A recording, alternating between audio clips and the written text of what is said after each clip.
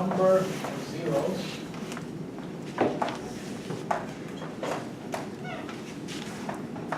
of zeta s in the rectangle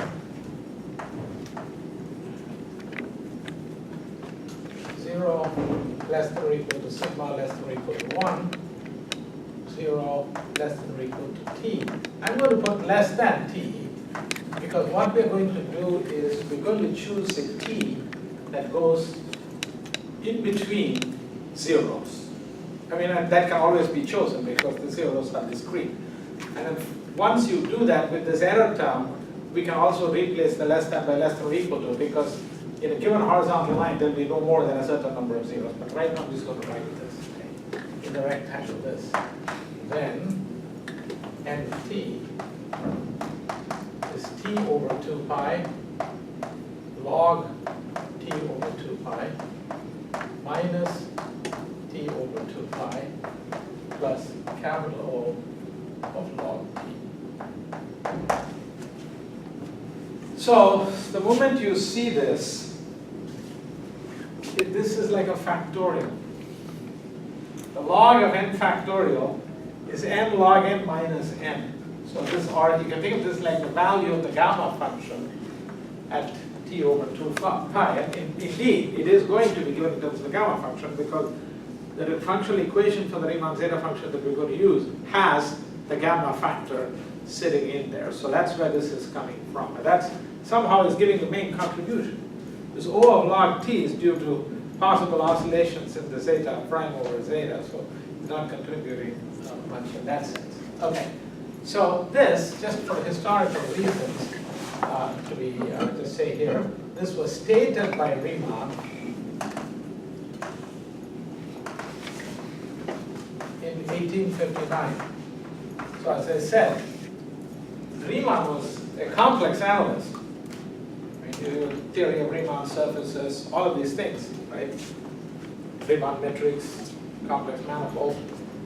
He wrote only one paper in number theory, and that was on the Riemann zeta function and its uses in prime number theory, and that revolutionized the subject. But he didn't prove everything rigorously in that 8-page paper, but it was a program that he laid out. So this formula is mentioned by Riemann in his 1859 paper, but proved rigorously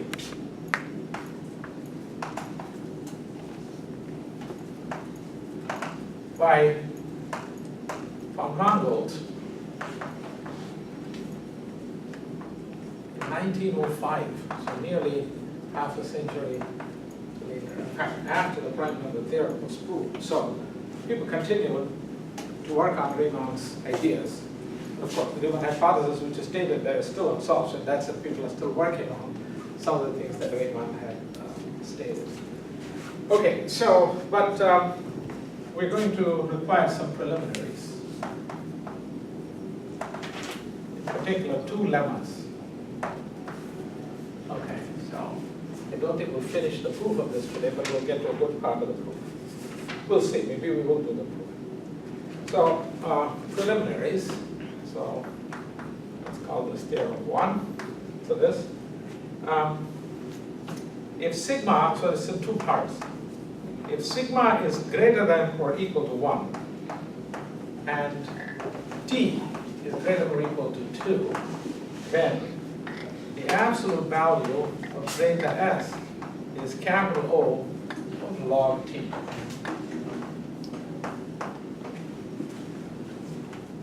So, in particular, on the 1 line, the zeta function is no bigger than the logarithm of t, of the height. Then part B. If 0 is less than delta is less than 1, and absolute value of t is greater than or equal to 1, then zeta of s is no more than some constant that depends upon delta t to the power 1 minus delta. We will tell what this constant is. I mean, this constant turns out to be 1 over delta 1 minus delta. We can prove it with this value, but we don't need this value. I'm just saying The specific value of CF delta will not concern us, but our derivation will show that this actually works. So I want you to keep one thing in mind. As delta approaches 1, this is going to infinity. And that's going to 0. So the infinite part here matches the 0 part there. But on the 1 line, this is becoming as big as the logarithm, no more than the logarithm. So we'll choose whichever is needed for our specific purpose. But let's prove this. So proof of theorem 1. Okay. We begin with by considering the truncation of the zeta S series.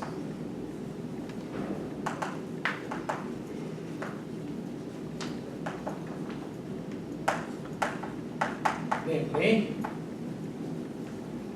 so we're looking at summation 1 over n to the power of s, but n is now less than or equal to x. So this is not the full series, this is the truncated series. And so we write this as integral from 1 minus to integral part of x, or we can even put x, okay, to x, d, integral part of u over u to the power s. Okay. So that's what this is. So this is using integration by parts.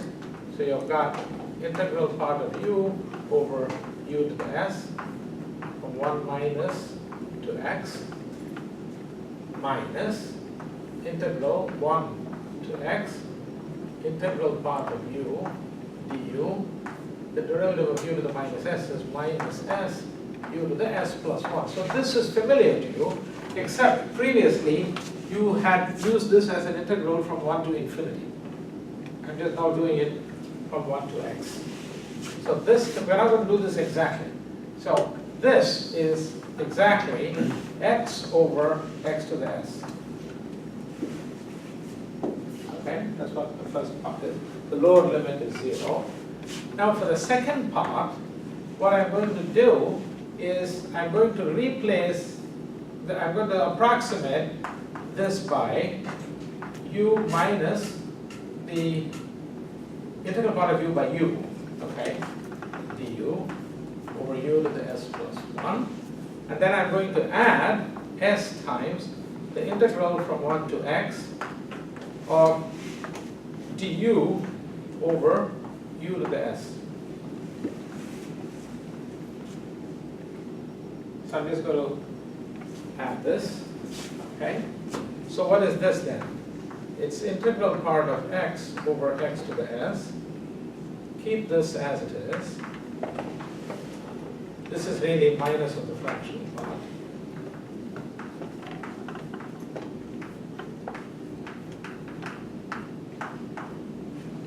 And this integral here is the antiderivative of this is u to the minus s. U to the minus s plus 1 over minus s plus 1 evaluated between 1 and x. Okay? So that's going to be equal to integral x over x to the s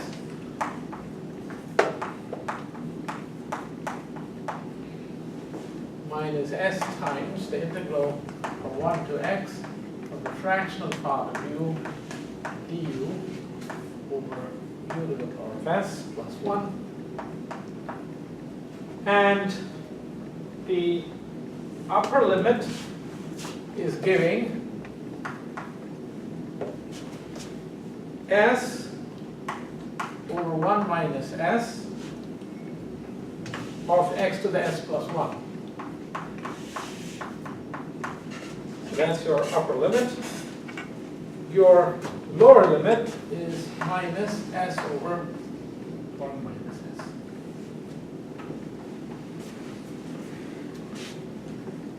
Add a correct statement, which I can rewrite it as, like that, so put it that way. That's what it's fine. All right, so this we will call as equation 2. So this is the expression I have for summation n less than or equal to x. Now at this point, what we say is, in 2, we let s tend to x tend to infinity, and take sigma to be greater than 1.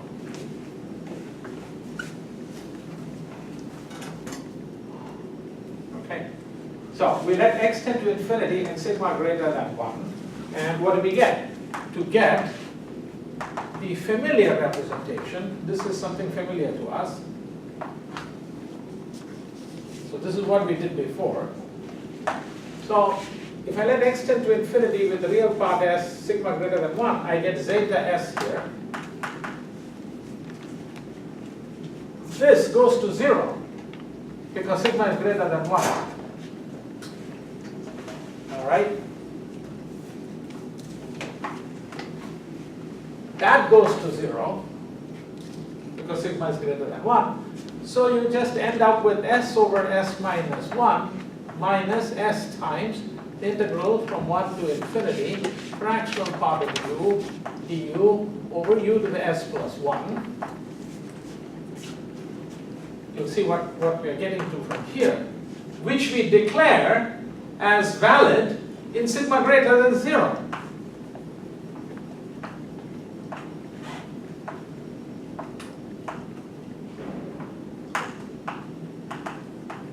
Because the integral in 3, so this is familiar to us, is convergent in that half plane. I've got an s plus 1 at the bottom, and the fractional u is bounded. So this is convergent in that half plane. So what we do is, we first get this in sigma greater than 1, because otherwise I can't sum this and get the Riemann zeta function.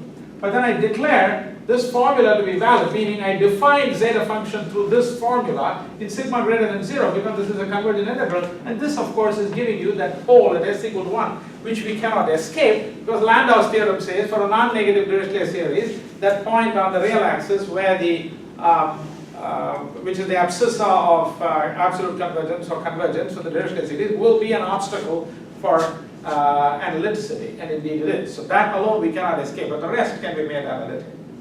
Okay, so now what is the purpose of this? As far as this is concerned, this is only a finite sum. This is only a finite integral. Therefore, we have no problem with dealing with these expressions unless a specific denominator becomes 0. It doesn't. So this is valid even in sigma greater than 0. It is only when I go to the limit I first have to take sigma greater than 1 and then put sigma greater than 0 by observing the analyticity of this expression. Okay, but now what is the point of this? So now taking the difference of the expressions,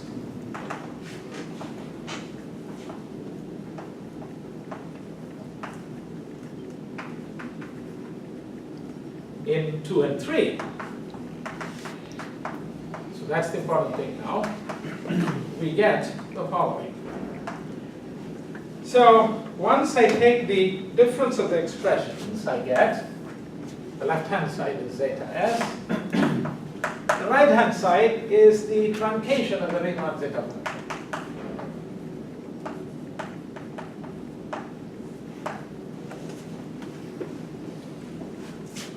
Now, what do I get as far as 2 and 3 are concerned? Well, the s minus 1 cancels. Therefore, we end up with minus s of the integral from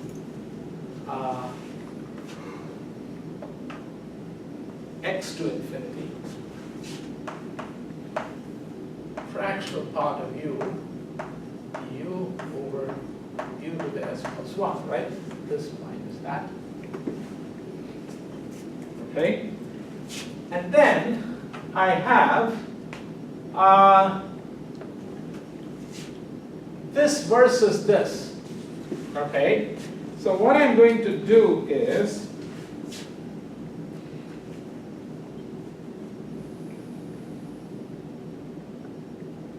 think is this a correct statement? Just a second. S to the S minus 1. S minus 1, that's why. Suddenly I noticed because I'm going to subtract off an x there to get x to the s minus 1. Thank you. This is x to s. But it still goes to 0 in sigma greater than 1 because s minus 1 is not due to s plus 1. Okay. So now what we're going to do is this. We have to take the difference between, so this expression is gone. I've taken care of that expression, but I'm now left with this quantity. So what I'm going to do with that quantity is I'm going to subtract off an x from there and add an x. Okay? So when I subtract off an x and add an x, that resulting thing is going to be 1 over x to the s minus 1. But that 1 over x to the s minus 1, you can think of this as s over s minus 1. So I subtract and add will kill this other 1 over x to the s minus 1. So you're going to end up with 1 over s minus 1, x to the s minus 1, plus x minus the fractional part of x. I changed the sign because I'm subtracting. So it's going to be negative, divided by x to the s. So that's what you end up getting. Right, so I've replaced this with so that's right. So this one, s over 1 minus s, I subtract 1 and add 1 and cancel with that after having written it this way. Okay? So this is what I end up getting. Therefore, so we get this, which means zeta of s is equal to this partial sum. All right, minus s integral from x to infinity, fractional u, du over u to the s plus 1, plus 1 over s minus 1, x to the s minus 1, plus fractional part of x divided by x to the s. So this I will call as equation 3. So that's the expression for zeta s that I get. Oh, valid in sigma greater than 0. That's important.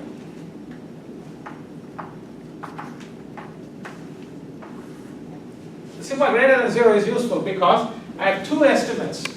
One estimate in sigma greater than or equal to 1, and another estimate in sigma between 0 and 1. And I'm going to use that same thing, but with two different choices of x to get the optimal bound for zeta s. Okay, so now we say, Sir, I have two questions real quick. Yes. Notational questions. The first question is at the very top, the right-hand side, on the very last term. That's x minus the integral part, right? Okay, cool.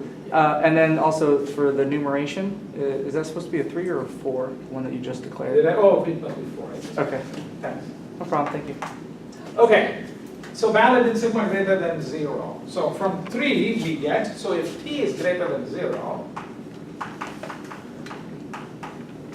we get from 3 that the absolute value of zeta s is less than, just putting absolute values everywhere, summation 1 over n to the sigma n less than or equal to x for that one. And then what about this? This one I will say this is bounded by 1. So this is sigma plus 1. Oh, well, you can put s plus 1. Antiderivative is going to be u to the s divided by s. The s is killed, so you end up with just 1 over x to the sigma. So you first take the ordinary antiderivative. Okay, so you will end up with x to the sigma. No, I don't think I said that correctly. No, this is x to the sigma. All right. That one is going to be absolute value of s, and then it's going to be over sigma x to the sigma, because I'm going to bound this by 1, replace this by sigma, and I will get sigma s to the sigma. And then this quantity is going to be 1 over t times x to the power sigma minus 1. Okay, so this is what I get. is valid, it's sigma greater than 0. So this is the proved bound that I get. But this is more than enough for our purpose. All right. Now, if you want, you can replace the absolute value. So if you want, you can replace this by sigma plus t. Or if you put t greater than 0. Okay? Otherwise, if you can remove the absolute value of t. All right. So this is what I get. Now I look at sigma greater than 1.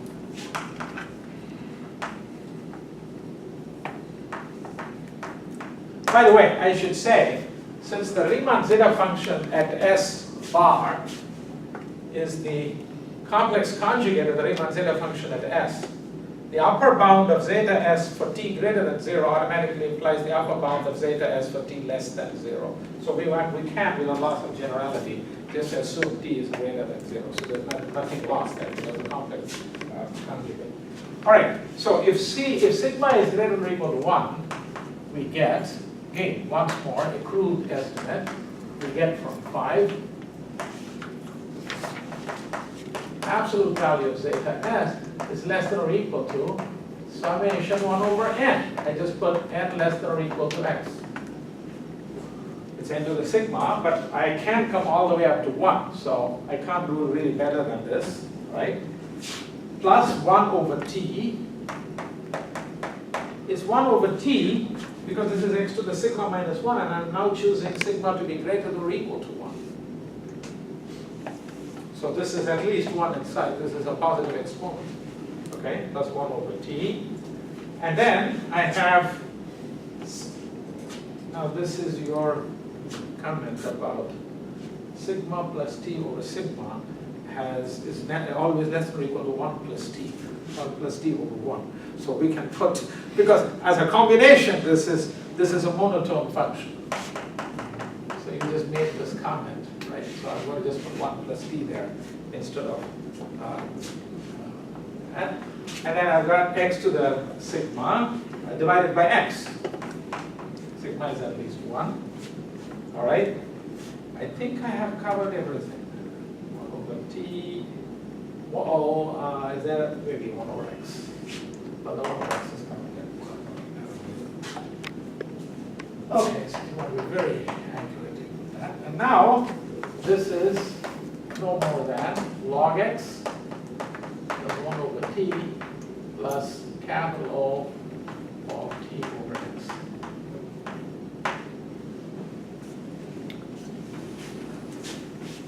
Okay. Now what is the optimal choice of t? Choose t equal to x. Or x equal to t. T is given. I'm truncating it at some x, but I've not chosen the point of truncation. So the point of truncation is, the truncation of the zeta function is going to be at the point t, where t is the imaginary part of the complex number s. So if I choose x equal to t in 6, we get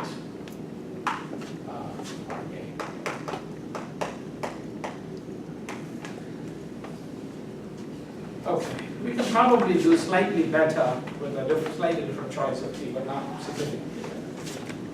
All right, now if sigma, next, let sigma be greater than or equal to delta, 0 less than delta less than 1.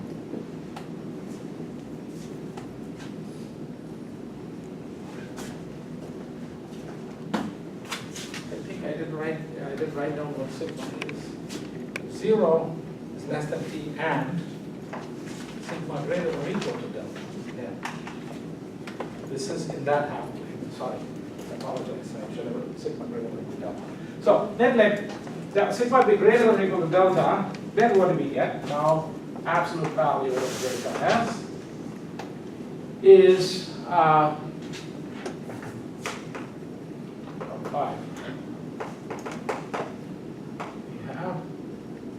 The absolute value of zeta s. Now this series is now less than or equal to the sum of 1 over n to the delta.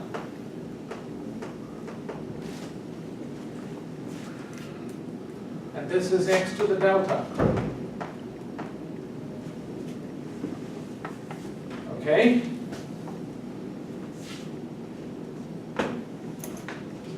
And this is, let me put some constant here, 1 plus t over delta, x to the delta. So this is going to get absorbed there. And this is 1 over t, x to the delta minus 1.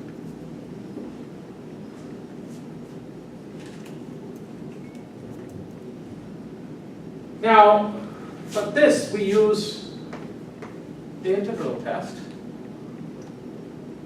So the antiderivative of du over u to the delta is u to the 1 minus delta over 1 minus delta.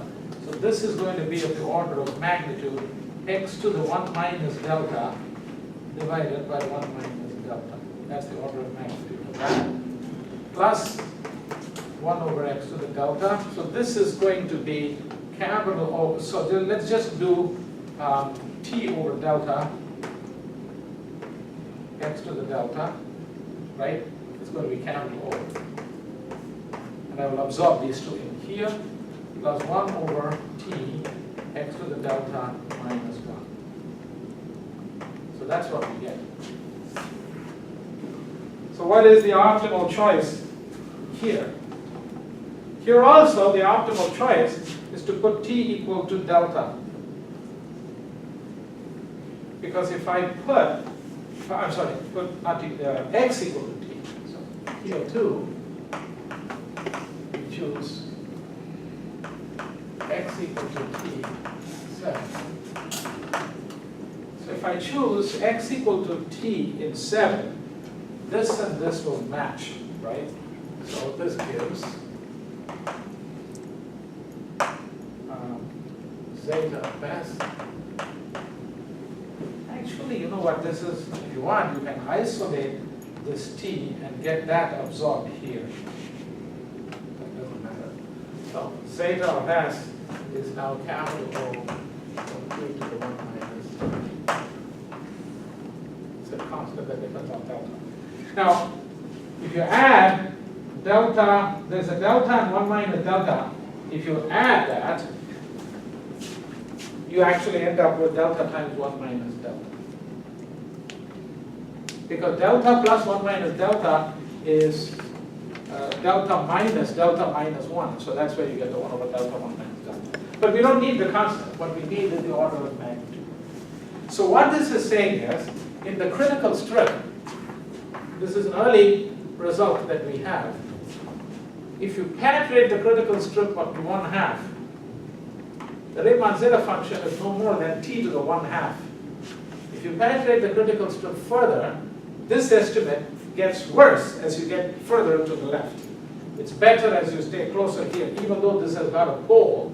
It is as if near the pole we have got this big size, but then after that it's tapering off. But if you get further away, this result tells you that the size of the Riemann-Zeta function, the estimate is worse. We'll later talk about the worst, the maximum order of magnitude of the zeta function on a vertical line, and then prove that that is a convex function, and then we'll discuss connections with the Lindelof hypothesis, which tells you that it's always t to the epsilon on the half line, and that's enough to show many theorems on gaps between primes. I mean, we'll come to that later. Okay, but this is what we have now. All right, theorem 2, if you want, you can call it the lemma. There's a lemma on analytic functions. So let r be greater than 0. You would have seen both this result as well as the proof of this. You should have seen this in your complex variables course. I think this I'm quite sure was studied. So let r be greater than 0 and f analytic in absolute value z minus z naught less than or equal to r. So this is the big circle. So let f have n zeros in z minus z naught less than or equal to little r less than capital R. write also that f of 0 is not equal to 0 and capital M be the soup of the absolute value of f of z of z minus z naught equal to r. The claim is f of z naught is less than or equal to m times r over capital R to the power of n. I don't think, even though this I saw the status with f of z not equal to 0, I don't think I need this. Because if f of z naught is 0, this is trivially valid anyway. So it's not, anything particular. All right, so but let's see how the proof goes. Okay, so let A1, A2, AN be the zeros of f in absolute. Oh, by the way, before that, I'll say something. All right, I'll say this again. So without loss of generality, we take z not equal to 0, because otherwise it's just a shift. Okay, I'm just shifting. So I'm going to take z not equal to 0. Have you seen this lemma in your complex variables class?